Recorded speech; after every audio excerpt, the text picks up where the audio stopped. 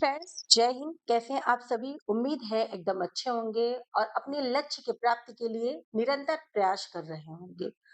और बेहतर करने के लिए आप सभी हमारे हिंदी के प्रैक्टिस सेशन से जुड़िए और हिंदी में बेहतर स्कोर कीजिए।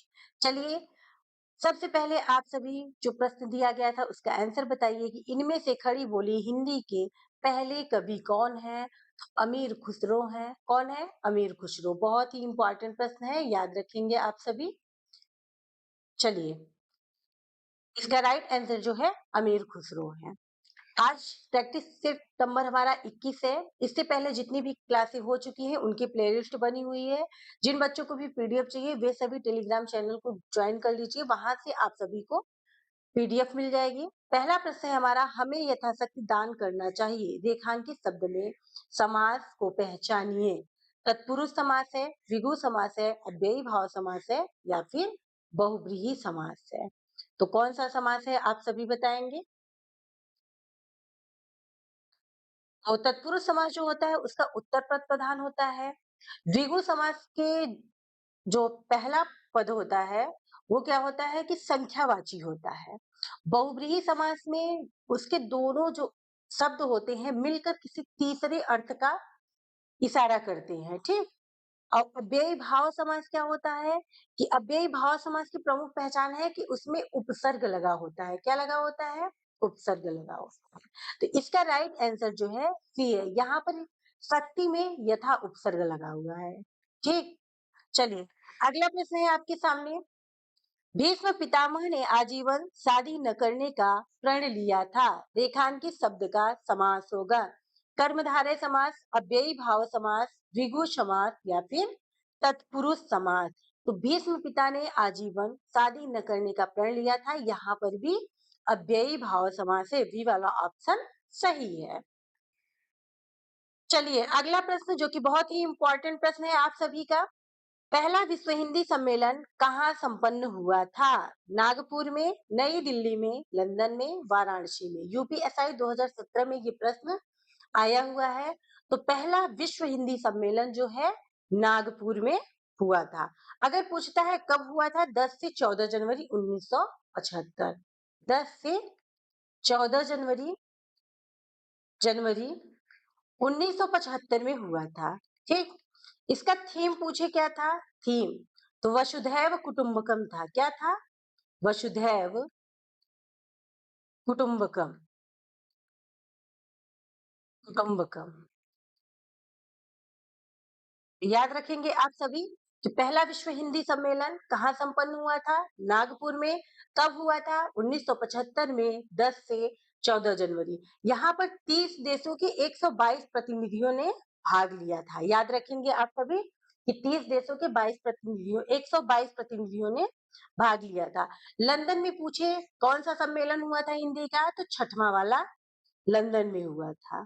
कब हुआ था? 1999 में हुआ था। तो याद रखेंगे आप सभी, इसकी थीम थी हिंदी और भाव पीढ़ी। छठवां हिंदी सम्मेलन की अगर थीम पूछता है, थीम क्या थी, तो हिंदी और भाव पीढ़ी। हिंदी और भाव पीढ़ी और भाव पीढ़ी।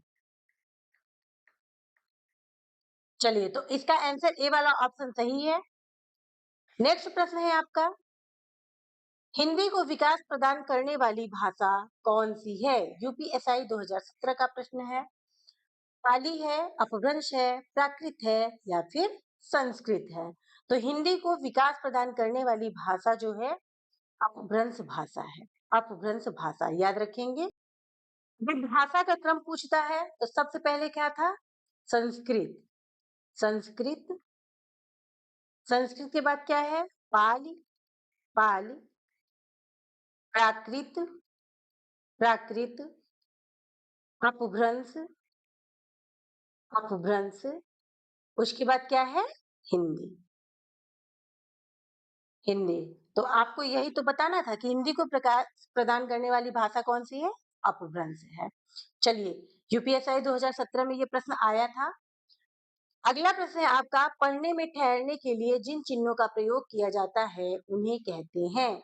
उपसर्ग कहते हैं, प्रत्यय कहते हैं, संधि कहते हैं या फिर विराम चिन्ह। तो पढ़ने में ठहरने के लिए जिन चिन्हों का प्रयोग किया जाता है उन्हें विराम चिन्ह कहते हैं। कामता प्रसाद के अनुसार जो विराम चिन्ह की संख्या है वो कितनी है? 20 है। याद रखेंगे आप सभी। उनका मानना है कि जितने भी विराम चिन्ह हैं वो सभी अंग्रेजी भाषा से आए हुए हैं। अगला प्रश्न है, इनमें से कौन सा शब्द प्रति उपसर्ग से निर्मित शब्द रूप है? तो प्रति उपसर्ग से बना शब्द बताना है। क्या होगा? प्रतीक होगा, प्रत्यक्ष है, प्रतिध्वनि है या फिर उपरोक्त में से सभी। तो प्रति उपसर्ग पूछा है तो प्रत्येक में भी प्रति उपसर्ग है, प्रत्यक्ष में भी और प्रतिध्वनि में। तो इसका डी वाला ऑप्शन जो है सही उत्तर है। अगला प्रश्न है, सेवा दल सभा और कक्षा आदि शब्द कौन सी संज्ञा का बोध करते हैं? भाववाचक, जातिवाचक, समूहवाचक, व्यक्तिवाचक। तो आपको बताना है कि सेवा दल और सभा कौन सी संज्ञा है। तो यहाँ पर समूहवाचक संज्ञा है।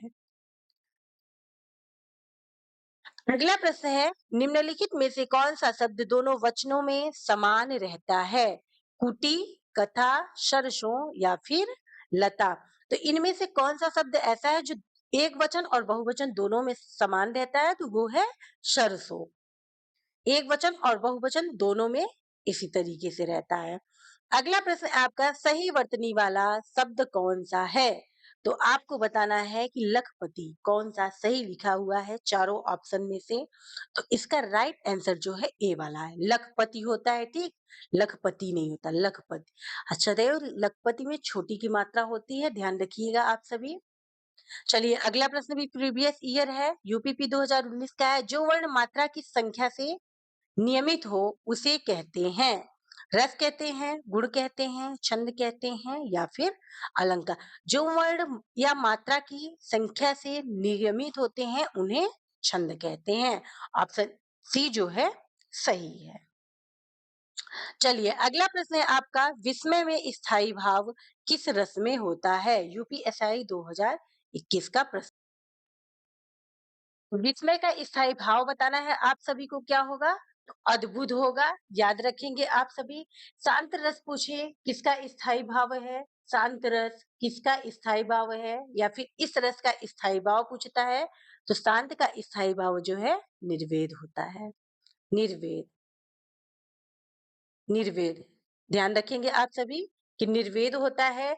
हास्य किसका स्थायी भाव होता है? तो हास्य रस का स्थायी भाव जो है हास्य होता है। इसे भी ध्यान रखेंगे आप सभी। विभत्स रस का स्थायी भाव पूछे तो घृणा या जुगुप्सा होता है। क्या होता है? घृणा या जुगुप्सा। तो याद रखेंगे आप सभी कि शांत रस का स्थायी भाव निर्वेद होता है, हास्य रस का स्थायी भाव हास्य होता है, विभत्स रस का स्थायी भाव घृणा या जुगुप्सा होता है। और अद्भुत रस का स्थायी भाव क्या होता है? तो विस्मय होता है। चलिए अगला प्रश्न है, संज्ञा की द्विरक्ति हो तो उनके बीच कौन सा चिन्ह रहता है? कोष्टक रहता है, निर्देशक रहता है, अवतरण रहता है या फिर योजक रहता है। तो संज्ञा की द्विरक्ति हो तो वहां पर योजक चिन्ह रहता है। जैसे भाई बहन, भाई बहन, तो ये जो चिन्ह है योजक का चिन्ह है, बहन। तो याद रखेंगे आप सभी कौन सा चिन्ह होता है? योजक का चिन्ह होता है। अगला प्रश्न है आपका, वर्तमान हिंदी का प्रचलित रूप इनमें से कौन सा है? यूपीएसआई 2021 का प्रश्न है। खड़ी बोली है, अवधि है, ब्रजभाषा है या फिर देवनागरी है। तो वर्तमान हिंदी का प्रचलित रूप जो है खड़ी बोली है। देवनागरी क्या है? ये लिपि है हिंदी भाषा की। इसके साथ ही कई भाषाओं की लिपि जो है देवनागरी है। अगला प्रश्न है, शब्द के भेद हैं, दो होते हैं, चार, तीन या फिर पांच।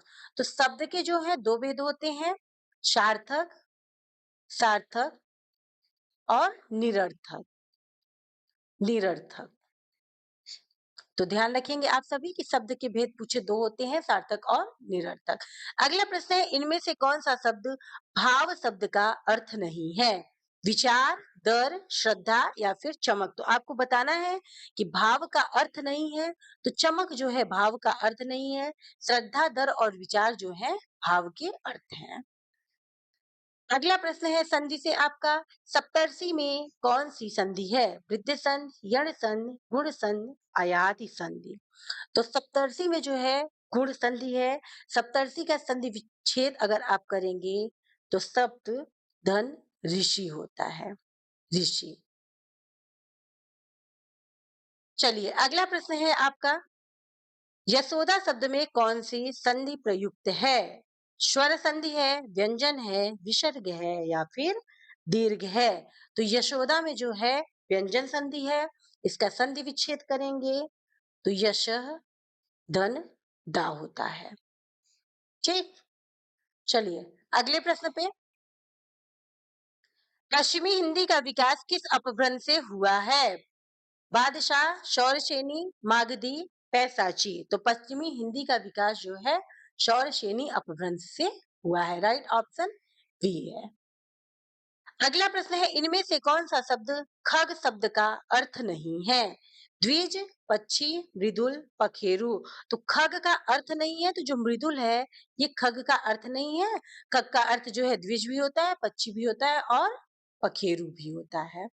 अगला प्रश्न है आपका, अवहट्ट का प्रथम प्रयोगकर्ता आपको बताना है कौन है? विद्यापति है, शरहपा है, अमीर खुसरो है या फिर स्वयंभू है? तो अवहट्ट के प्रथम प्रयोगकर्ता जो है विद्यापति जी हैं। बहुत ही महत्वपूर्ण है इनकी रचनाएं जो हैं, कीर्तिलता, कीर्तिलता, कीर्ति पताका, जो कि एग्जाम में बार बार पूछी जाती है। कीर्ति पताका, तो बार बार इनकी जो रचनाएं पूछी जाती है याद रखिएगा। और अवहट्ट का प्रथम प्रयोगकर्ता पूछता है तो विद्यापति जी हैं, इन्हें याद रखिएगा। खड़ी बोली के प्रथम कवि पूछे कौन है? तो अमीर खुसरो हैं। खड़ी बोली के, खड़ी बोली के, बोली के प्रथम कवि, प्रथम कवि, तो वो कौन है? अमीर खुसरो हैं। और दोहा और चौपाई के प्रथम प्रयोक्ता पूछे तो वो कौन है? सरहपा है, सरहपा। याद रखेंगे आप सभी। चलिए अगले प्रश्न पे चलते हैं। निम्नलिखित में सत्य कथन की पहचान कीजिए।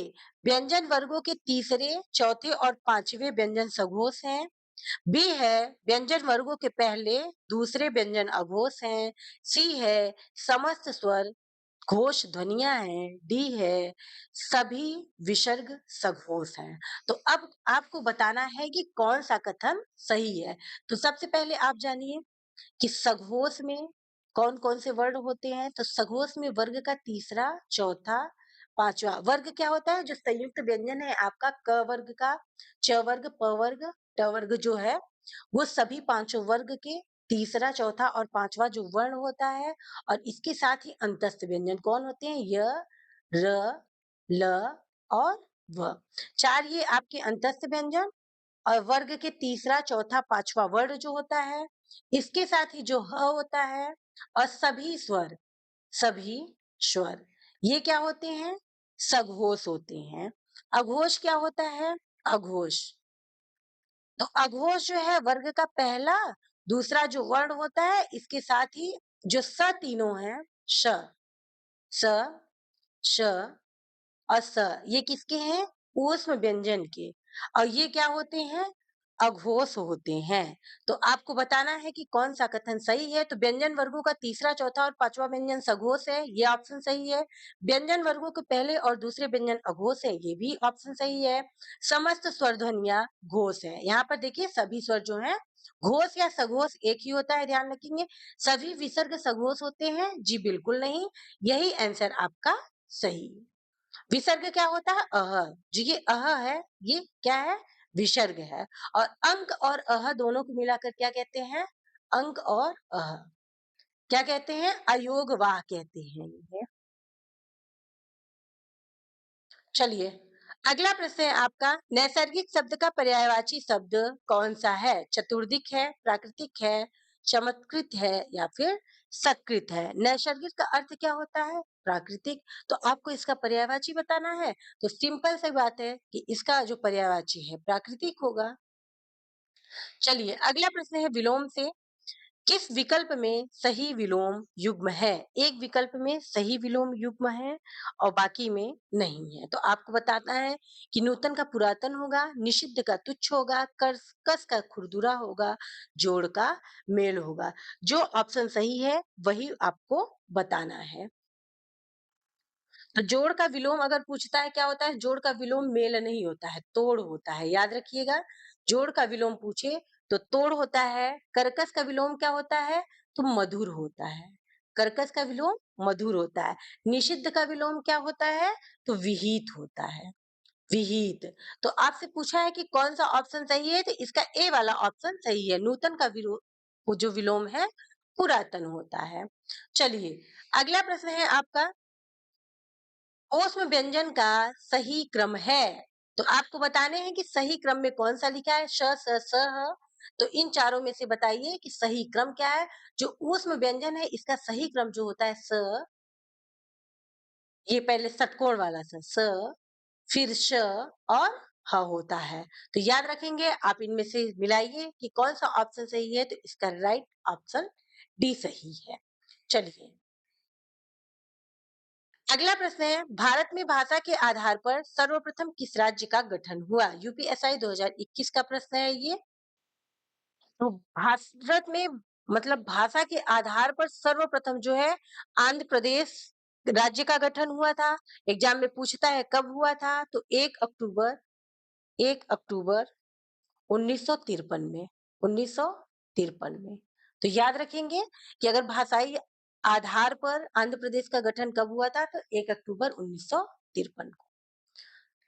चलिए, अगला प्रश्न है, निम्नलिखित में से कौन सा शब्द कंचन का पर्यायवाची है? तो कंचन का आप सभी को पर्यायवाची बताना है कि कौन सा है। कनक, चंद्रमा, काया या फिर चांदी। चंद्रमा का पर्यायवाची पूछे क्या होता है, तो चांद, चंद्र, शशि, शशि, निशाकर, निशाकर, मयंक,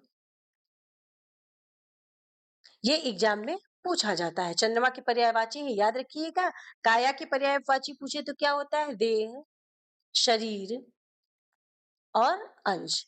याद रखेंगे आपको। तो आपको बताना है कि कंचन का पर्यायवाची कौन सा है, तो इसका ऑप्शन ए वाला सही है। कंचन का पर्यायवाची जो है कनक होता है, इसके साथ ही सोना होता है, स्वर्ण होता है, कंचन होता है, हेम होता है, हिरण्य होता है और कंदन भी होता है। तो याद रखेंगे आप सभी। चलिए, अगला प्रश्न है आपका, अग्नि का विलोम है। यूपीएसआई 2021 का प्रश्न है। तो अग्नि का विलोम जो है जल होगा। क्या होगा? जल होगा। अगला प्रश्न है, तत्सम और तद्भव से, तो चटिका का तद्भव क्या है? तो चटिका का तद्भव जो है चिड़िया होता है। ऑप्शन ए जो है सही है। अगला प्रश्न है, भारत में स्त्रियों का सम्मान किया जाता है। प्रस्तुत वाक्य में त्रुटिवाचक शब्द कौन सा है? यूपीएसआई 2017 का प्रीवियस ईयर है। इसमें आपको बताना है कि कौन सा ऑप्शन गलत है, किसमें त्रुटि है। तो इसका राइट आंसर जो बी है वो सही है। स्त्रियों जो है, स्त्रियों में सदैव छोटी की मात्रा होती है। ठीक, स्त्रियों इस तरीके से लिखा जाता है। ये जो स्त्रियों लिखा हुआ है वो गलत है। तो यही आंसर आपका सही है। अगर आप स्त्री लिखते हैं तो आप इस तरह से लिखिए, स्त्रियों इस तरीके से लिखा जाएगा, सदैव छोटी की मात्रा रहेगी। चलिए, नेक्स्ट प्रश्न है आपका, निम्नलिखित शब्द युग्मों में कौन सा शुद्ध है? तो आपको बताना है पति और पत्नी किस ऑप्शन में सही लिखे हुए हैं। तो इसका राइट आंसर जो है टी सही है, पति और पत्नी। अगला प्रश्न है आपका, हिंदी भाषा में कुल वर्ण लिपियां हैं। तो हिंदी भाषा में कुल वर्ण लिपियां पहले कितनी थी? 52 थी। अब आपकी कितनी है? 53 है। कितनी है? 53 है। याद रखेंगे आप सभी। चलिए, अगला प्रश्न है आपका, रक्षा सूत शब्द का तद्भव रूप क्या है? तो रक्षा सूत शब्द का जो तद्भव है वो क्या होता है? राखी होता है। इसका आंसर सी सही है। अगर आपके मन में यहाँ ये प्रश्न थोड़ा देख लीजिए, अगर जिनको ना पता हो कि हिंदी भाषा में कुल वर्ण लिपियां 52 कैसे हैं, तो वो बच्चे यहाँ थोड़ा देख लेंगे। जो ह्रस्व स्वर है, ह्रस्व स्वर, उनकी संख्या कितनी है? 4 है। दीर्घ स्वर की संख्या कितनी है? 7 है। दीर्घ और संयुक्त स्वर जब दोनों एक में होते हैं तो उनकी संख्या 7 है। अगर मूल दीर्घ पूछता है तो उनकी संख्या 3 होती है। इसे आप सभी ध्यान रखेंगे। और 25 किनकी संख्या है? जो संयुक्त व्यंजन है, ठीक? 25 संयुक्त व्यंजन है, 4 जो आपके ऊष्म व्यंजन है, 4 आपके अंतस्थ व्यंजन हैं। इन्हें आप सभी ध्यान रखेंगे कि सभी को जोड़कर कुल संख्या कितनी है। तो और एक अभी जो हाल में जुड़ा है, वो जुड़ा है विशिष्ट व्यंजन है। ये क्या है? विशिष्ट व्यंजन। विशिष्ट व्यंजन। तो कुल स्वर की संख्या आपको बतानी है अगर, तो 11 होते हैं। कुल व्यंजन कितने हो गए हैं अब? 40 हो गए हैं। तो ये कितना आपका हो गया? 40 और 11 50 एक 51 हो गए हैं।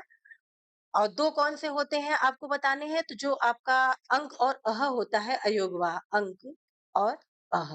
तो आप यहाँ से ध्यान रखिएगा, ठीक? यहाँ से आप सभी नहीं अगर समझ में आ रहा है तो इसे आप सभी ध्यान रखेंगे कि कैसे है इनकी संख्या। चलिए अगला प्रश्न देखते हैं। ध्यान रखेंगे आप सभी ना इसे। चलिए अगला प्रश्न है, निम्नलिखित में से योगी का विलोम शब्द क्या होगा? तो योगी का विलोम जो होता है भोगी होता है। ऑप्शन नंबर सी जो है इसका सही है। अगला प्रश्न है, किस काल को गद्य काल के नाम से भी जाना जाता है? वीर गाथा काल को, रीति काल को, भक्ति काल को या फिर आधुनिक काल को? तो आधुनिक काल को गद्य काल के नाम से भी जाना जाता है। अगर पूछता है किसने कहा है, तो रामचंद्र शुक्ल ने। रामचंद्र शुक्ल ने। रामचंद्र शुक्ल ने। चलिए अगला प्रश्न है आपका, मोहन एक शालीन लड़का है, इस वाक्य में शालीन शब्द क्या है? परिमाणवाचक विशेषण है, संख्यावाचक विशेषण है, गुणवाचक विशेषण है या फिर सार्वनामिक विशेषण है? तो यहाँ पर शालीन शब्द जो है ये गुणवाचक विशेषण है। ऑप्शन सी जो है इसका सही उत्तर है। अगला प्रश्न है, मिलन के दो पल केवल दो चार विरह के कल्प अपार, यह उक्त किस रचनाकार की है? यहाँ पर पंक्ति बतानी है कि यह पंक्ति किस रचनाकार की है। तो सूर्यकांत त्रिपाठी निराला, सुमित्रा नंदन पंत, महादेवी वर्मा या फिर जयशंकर प्रसाद। यह उक्त पंक्ति यहाँ पर होगा। आप सभी ध्यान रखेंगे कि यह पंक्ति किस रचनाकार की है।